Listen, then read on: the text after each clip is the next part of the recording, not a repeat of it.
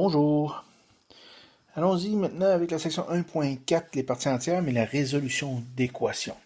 Résolution d'équation, je vais y aller. Il y a deux possibilités. Soit je vous donne la valeur de x, je vous demande de trouver la valeur du y ou du f de x. Soit je vous donne la valeur du f de x, donc de y, puis je vous demande de trouver la valeur de x. On va commencer par la première. Si je vous donne exemple f de x est égal à partie entière 1/2 x plus 3, fermez la partie entière, moins 5. Donc, je vous demande, ici, sur l'équation que je vous donne, je vous demande de me calculer f de 6. Donc, la valeur de f, du y, lorsque x est égal à 6. Tout ce qu'il suffit de faire, dans la partie entière, on remplace le x par 6 et on calcule. Il faut juste prendre son temps. Donc, partie entière, 1/2, 6 plus 3, ça fait à peu près 9, moins 5. Donc, partie entière de la fonction est la dernière à sauter, là. Donc, je la garde. 9/2, moins 5. Bon, pour ceux qui sont plus à l'aise, 9/2, c'est 4,5. Donc, 4,5 moins 5.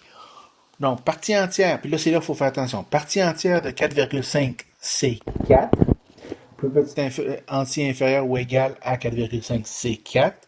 Moins 5, ça me donne donc moins 1. Ce qui veut dire, dans le fond, que f de 6, c'est égal à moins 1. Et voilà pour cette-là.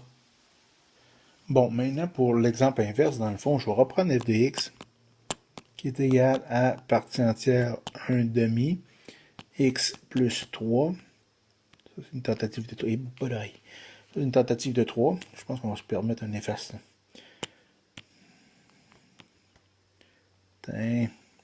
Bon, on va donner un petit peu de lousse.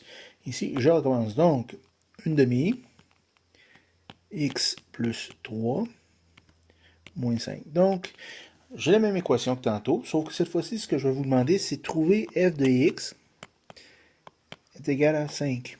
Donc, trouve la valeur de x lorsque y est égal à 5. C'est juste ça. Donc, allons-y. 1/2, x plus 3, moins 5 est égal à 5. Ce qui va me faire que partie entière d'1/2, x plus 3, est égal à 10. Est égal à 10, donc. Ici, extrêmement important de faire remarquer, c'est que ça me prend, pour être capable de continuer, ça me prend un entier ici. Si je n'ai pas d'entier, je ne peux pas continuer. Dans le fond, je ne peux pas trouver un nombre, que je vais y trouver la partie entière, puis que ça va donner autre chose qu'un entier.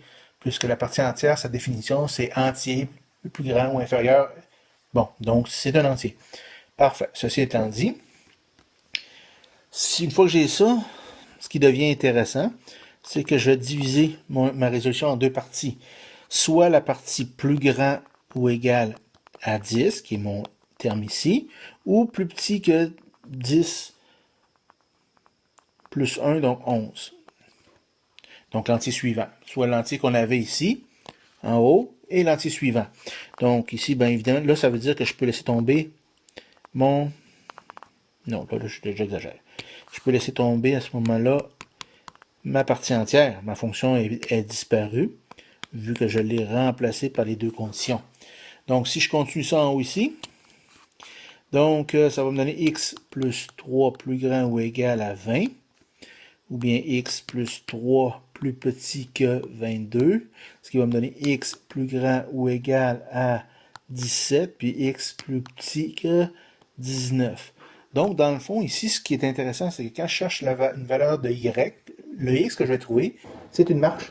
C'est une de mes marches. Donc, dans ce cas-ci, c'est la marche 17 à 19. 17 est inclus, 19 est exclu, évidemment. Et voilà, la résolution, tout simplement, lorsque je connais la valeur de y et je cherche la valeur de x, ce qui est important de se souvenir ici, c'est que ça me prend un entier ici, et que je vais faire plus grand ou égal à cet entier-là, et plus petit que l'entier suivant. C'est aussi simple que ça.